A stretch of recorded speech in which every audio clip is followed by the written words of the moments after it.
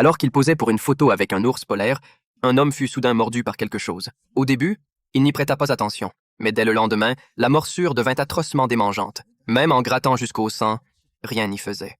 Le troisième jour, la plaie commença à s'infecter et se couvrit de bosses semblables à des œufs d'insectes. En grattant la surface, il découvrit qu'un insecte avait pénétré dans son corps.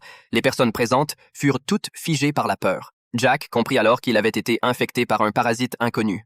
Il tendit alors un couteau de cuisine à ses compagnons. Quelques jours plus tôt, le professeur Bob était arrivé en Antarctique avec son équipe pour étudier l'impact du réchauffement climatique sur la faune locale. Ils repérèrent justement un ours polaire en quête de nourriture.